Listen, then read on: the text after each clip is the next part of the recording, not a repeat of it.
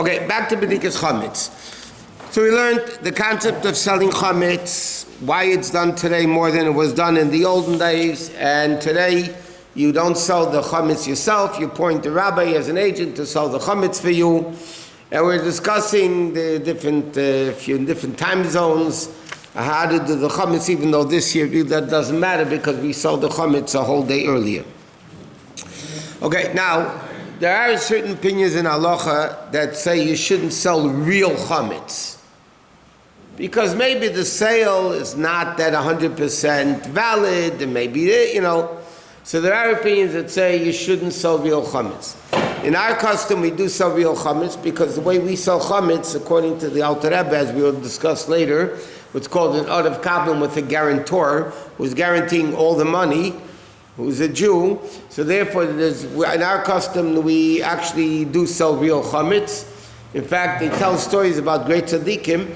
They would buy chametz before Pesach. Then right after Pesach they should have chametz. Like this, it takes a few days until you get chametz. So they would buy chametz before Pesach, that they put into a chametz stick, a freezer or whatever, and they would actually, but some people don't like doing that, but our custom is that we do sell real chametz. Okay, so now let's discuss a little bit the actual sale of the chametz to a non-Jew. Now normally if I want to sell this article of chametz to the non-Jew, I give it to him, he picks it up, he pays me for it, and it's sold. That's it, he takes it home. But as we learned yesterday, if you sell closets full of chametz in your house, if you have a chametz stick of business, you have a kosher market, right? So a whole year you have full of chametz. You don't get rid of the chametz; it's still there, right? And so how does the sale work in a way that the guy actually, according to halacha, and then definitely according to civil law, is actually acquiring the chametz? So there's two things. Number one, there's a number of what's called kinyanim, acquisitions that you do with the guy to be able for the guy to acquire the chametz. So you have a legal document, shtar, that says, it enumerates all the places where possible chametz could be, and it's a long document, by the way. So you give it to the guy in English and Hebrew, the guy has to go through it to understand what he's actually doing. He actually understand that he's literally buying the chametz. So there's an acquisition in halacha called shtar, document. It's a form of acquisition for land. Then you have money, that he pays money for the chametz. Then there's also a kinyan called kinyan agav sudar. Kinyan agav means by acquiring land, he automatically acquires the chametz. I'm going to explain each one of these in detail.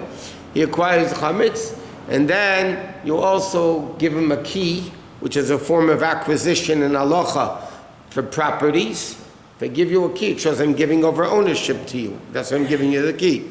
And a handshake, and there's a lot of different acquisitions which the Rav does with the guy, for the guy to be 100% kind of the chametz. But let's discuss the one thing, let's say money, okay? So let's say you're selling chametz for 100 people. The value of the chametz might be $100,000. I mean, people can have bars of liquor and store food. I mean, it could be it could be a lot of money. So now, how does the guy acquire that $100,000 of chametz? He's not giving you $100,000.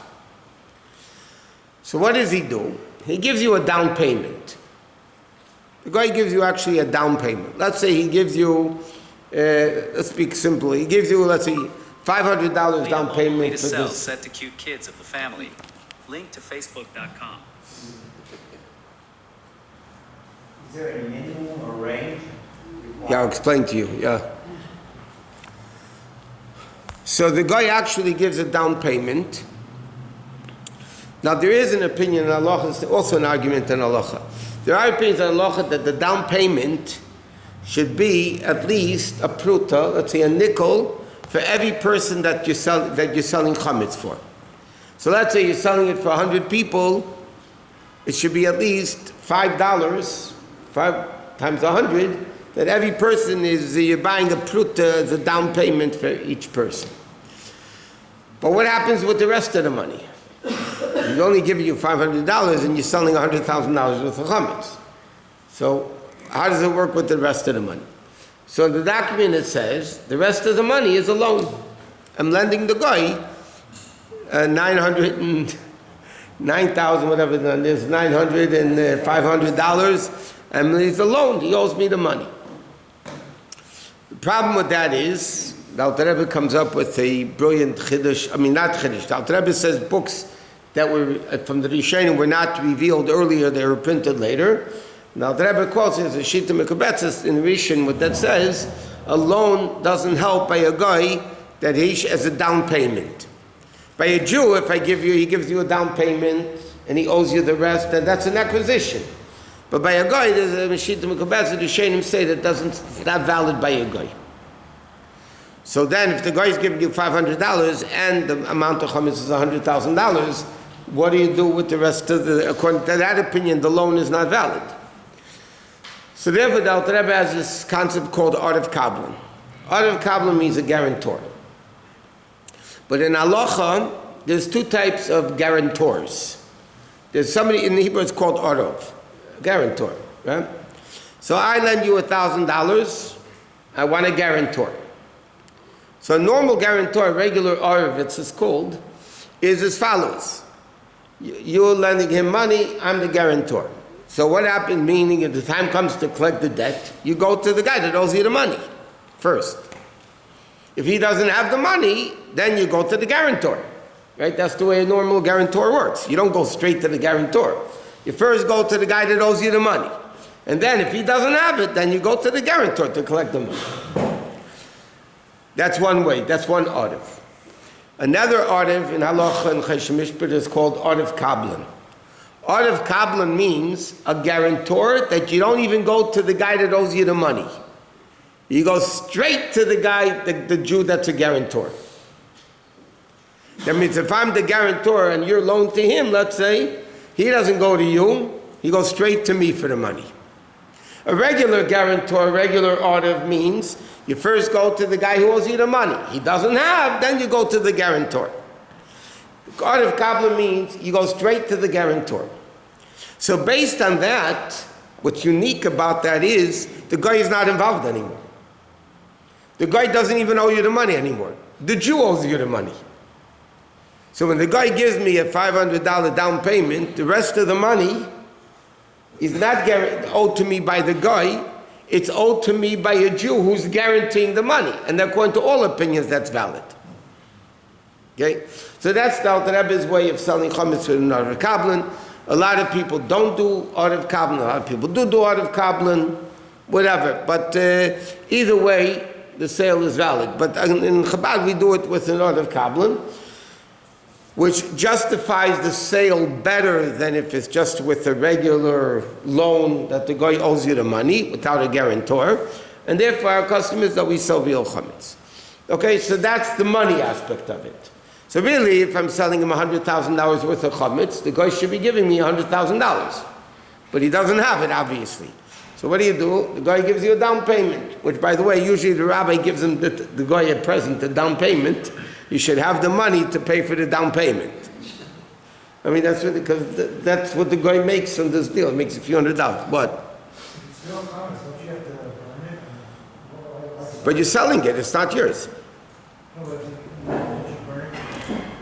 Yeah, but you're not. I'm talking about chametz that you have storehouses of chametz, liquor, breads, cakes, food, cereals, pasta. All that stuff is real chametz. Okay, so that's how the money kinyan goes. Then you have another thing, another way of acquiring tangible items, because without getting into the whole thing now, tangible items are acquired one way, land is acquired a different way. Okay? So ideally, how do you acquire tangible items, not even with money? In other words, according to halacha, let's say this tangible item, you sell it to me. Say, okay, you're going to sell it to me for $10. Not just this object, you're going to sell it to me for $10. I give you the money. You still didn't acquire it yet. Until you pick it up, you didn't acquire it. I can back out of the deal. I paid you the money. No, You're selling it to me, right? I gave you the money. You have the money. We can both back out of the deal. What if you shoot Because I didn't pick it up yet. shaking hand as any rule? Not in a Kenyan, it's a finalization of the acquisition. It's like the deal is done, we're shaking on it. Without exchanging money, then it would be valid. If that's the custom in that place, if that's a form of deal. Listen, years ago, I was told this by diamond merchants in Antwerp. In Antwerp, for two Jews in the diamond business, when making a deal, and they shook hands and they said Mazel Bracha, the deal was over. You couldn't change your mind anymore, and that was an accepted form of acquiring things in that particular field, in that particular country. You shook hands, you said Mazel Bracha. You're not allowed to. You couldn't change. You went to Bais Din, you'd lose. You couldn't change your mind. But by tangible items, okay, if I'm selling this to you, and you're going to give me $10, even if I take the $10, you did not acquire this object until you pick it up.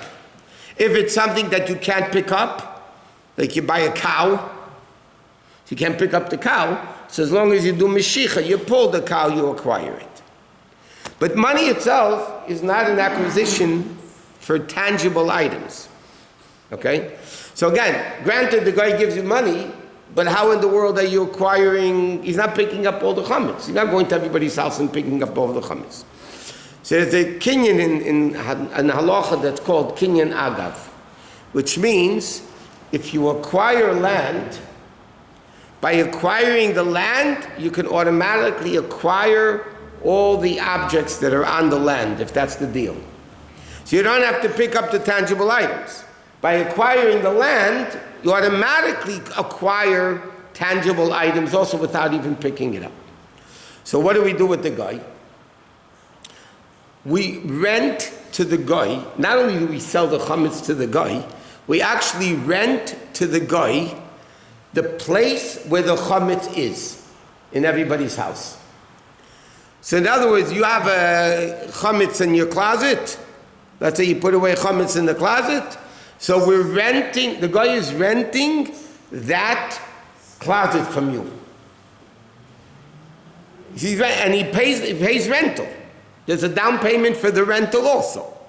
Rental retails only. And one second, and then it automatically acquires all the chametz even though he didn't pick it up. So it's another way of legal acquisition that the guy actually acquires it. What? But the rent relates only to the premise, not the content of the premise. You're renting the place, and through renting the place, you're acquiring, because land is acquired with money. Fine, but not A rental in halacha is a temporary buying. In other words, according to halacha, if I rent your house for 30 days, and I pay rental, you can't throw me out for 30 days. You can't say it's my house and change my mind. It's only relates to the premise, not the Correct. content of the But once you say, I want to buy the tangible through the premise, so then halacha is you can acquire the tangible through acquiring the premise. So then when the guy rents the place where the chametz is on, the guy automatically acquires all the chametz that's on it. That's another form of acquisition. And then you have the key, and you have the handshake, and you get whatever these are. What? The sudar is a handkerchief. Right. Having to do with the guy? Sure. Between rabbi and the Jew. No. The rabbi and the Jews don't need it. When the rabbi sells the chametz to the guy gives one of the kinyonim is kinyan sudar. The guy gives me a handkerchief. When I pick up the handkerchief, he acquires everything I want. That's another you didn't mention. I didn't finish yet. I didn't finish. One of the kinyanim is also kinyan sudar. I didn't say finish mafteach. The guy gives me a handkerchief, and when he gives me the handkerchief, by me acquiring the handkerchief, by me, agav means through me acquiring the handkerchief, he acquires everything that I want to sell to him, or give to him, sell to him. So that's another kinyan that the guy does. So there's a whole bunch of legal acquisitions that the guy actually is mamish acquiring the chametz 100%. Then you give him a key. The rabbi gives the guy a key. The key basically, again, it's a sign of ownership. I'm giving you a key to the house. Okay? Now again, years ago, everybody would give the key. The Rebbe writes it's not done today. And a lot of poskim write this, the minute we don't do it today. But when the Rav gives the key to his house, to the guy, because he's representing all the people that he's selling for, so through the guy acquiring the Rav's chametz, he's automatically, through the key, he's also automatically acquiring everybody else's chametz. And technically, like we said yesterday, if he wants to come to your house and say, give me the chametz, you have to give it to him. Okay, to be continued, there's a lot more about this.